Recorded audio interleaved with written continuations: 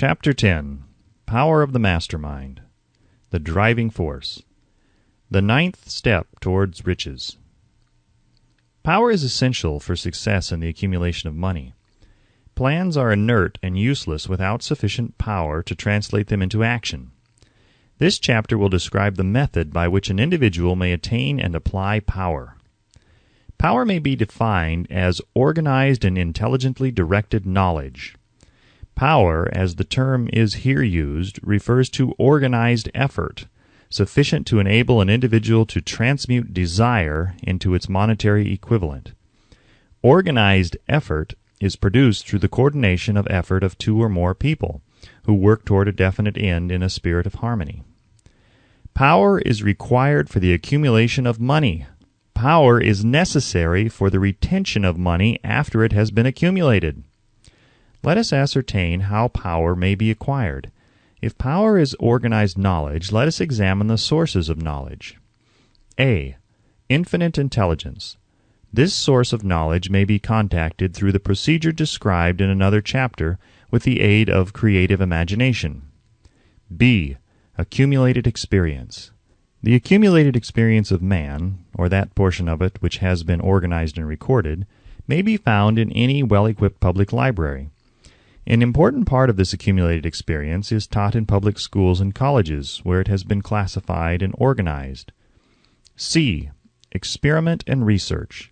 In the field of science and in practically every other walk of life, men are gathering, classifying, and organizing new facts daily. This is the source to which one must turn when knowledge is not available through accumulated experience. Here, too, the creative imagination must often be used. Knowledge may be acquired from any of the foregoing sources. It may be converted into power by organizing it into definite plans and by expressing those plans in terms of action. Examination of the three major sources of knowledge will readily disclose the difficulty an individual would have if he depended upon his efforts alone in assembling knowledge and expressing it through definite plans in terms of action. If his plans are comprehensive, and if they contemplate large proportions, he must generally induce others to cooperate with him before he can inject into them the necessary element of power. Gaining power through the mastermind. The mastermind may be defined as coordination of knowledge and effort in a spirit of harmony between two or more people for the attainment of a definite purpose. No individual may have great power without availing himself of the mastermind. In a preceding chapter, instructions were given for the creation of plans for the purpose of translating desire into its monetary equivalent. If you carry out these instructions with persistence and intelligence, and use discrimination in the selection of your mastermind group, your objective will have been halfway reached even before you begin to recognize it. So you may better understand the intangible potentialities of power available to you through a properly chosen mastermind group, we will here explain the two characteristics of the mastermind principle, one of which is economic in nature and the other psychic. The economic feature is obvious. Economic advantages may be created by any person who surrounds himself with the advice, counsel, and personal cooperation of a group of men who are willing to lend him wholehearted aid, in a spirit of perfect harmony. This form of cooperative alliance has been the basis of nearly every great fortune. Your understanding of this great truth may definitely determine your financial status. The psychic phase of the mastermind principle is much more abstract, much more difficult to comprehend, because it has reference to the spiritual forces with which the human race as a whole is not acquainted. You may catch a significant suggestion from this statement. No two minds ever come together without thereby creating a third invisible, intangible force, which may be likened to a third mind. Keep in mind the fact that there are only two known elements in the whole universe, energy and matter. It is a well-known fact that matter may be broken down into units of molecules, atoms, and electrons. There are units of matter which may be isolated, separated, and analyzed. Likewise, there are units of energy. The human mind is a form of energy, a part of it being spiritual in nature. When the minds of two people are coordinated in a spirit of harmony, the spiritual units of energy of each mind form an affinity, which constitutes the psychic phase of the mastermind. The mastermind principle, or rather the economic feature of it, was first called to my attention by Andrew Carnegie over 25 years ago. Discovery of this principle was responsible for the choice of my life's work. Mr. Carnegie's mastermind group consisted of a staff of approximately 50 men with whom he surrounded himself for the definite purpose of manufacturing and marketing steel.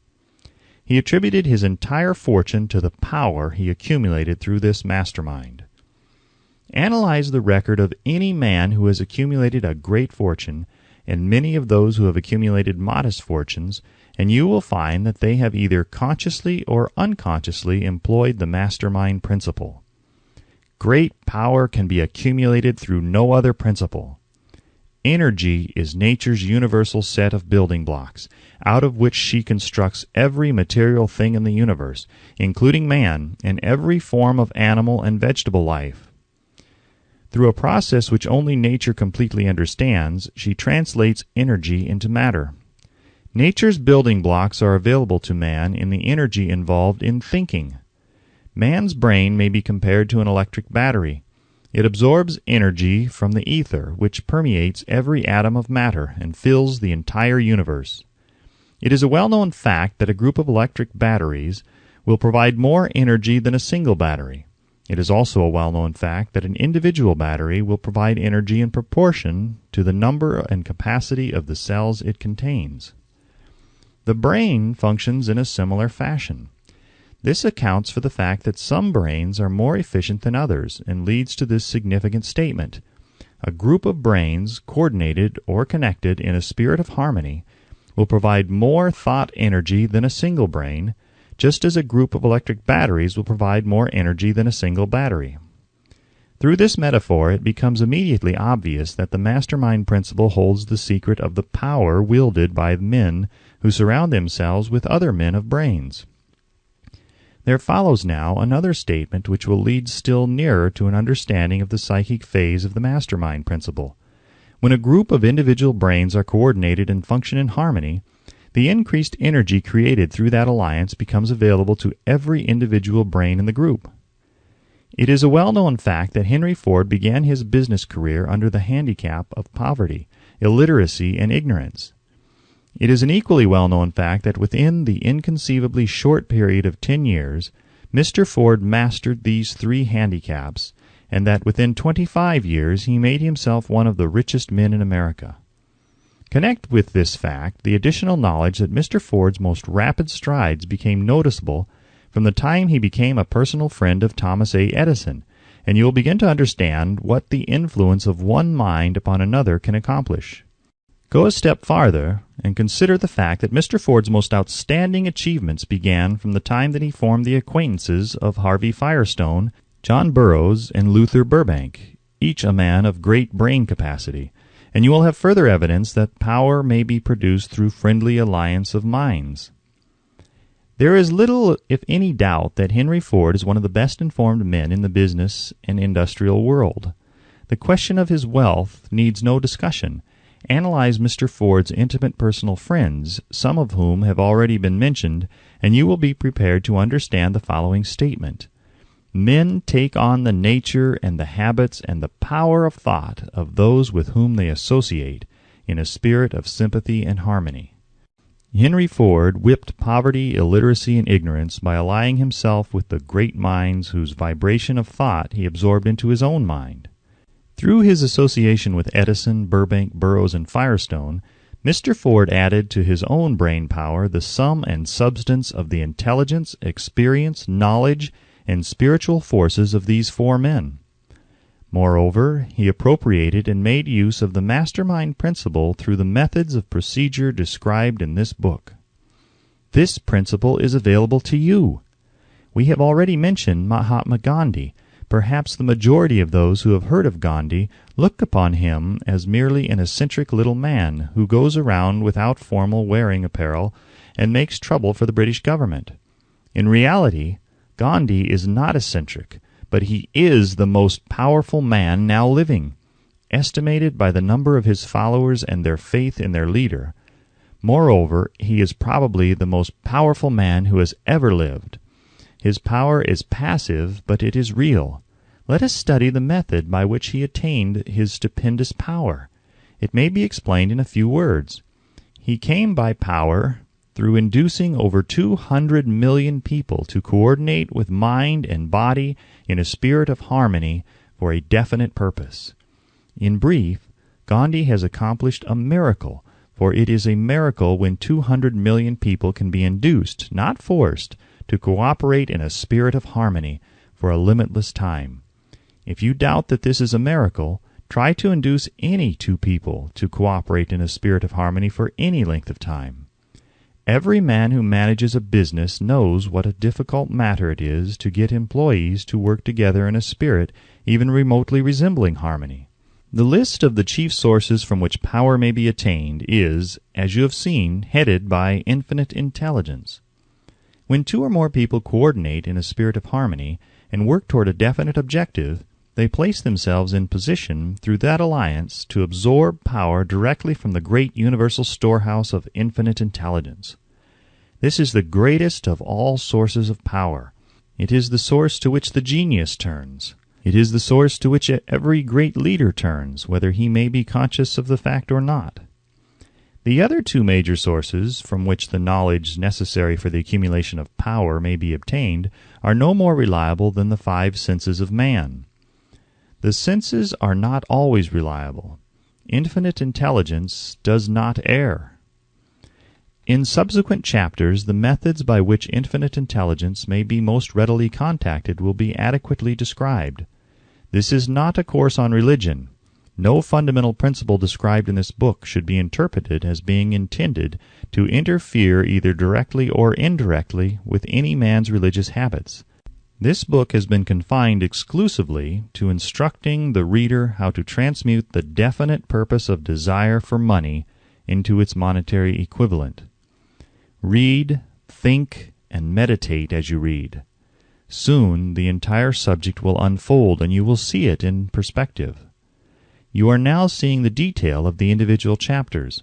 Money is as shy and elusive as the old-time maiden. It must be wooed and won by methods not unlike those used by a determined lover in pursuit of the girl of his choice. And coincidental as it is, the power used in the wooing of money is not greatly different from that used in wooing a maiden. That power, when successfully used in the pursuit of money, must be mixed with faith. It must be mixed with desire. It must be mixed with persistence. It must be applied through a plan, and that plan must be set into action. When money comes in quantities known as the big money, it flows to the one who accumulates it as easily as water flows downhill.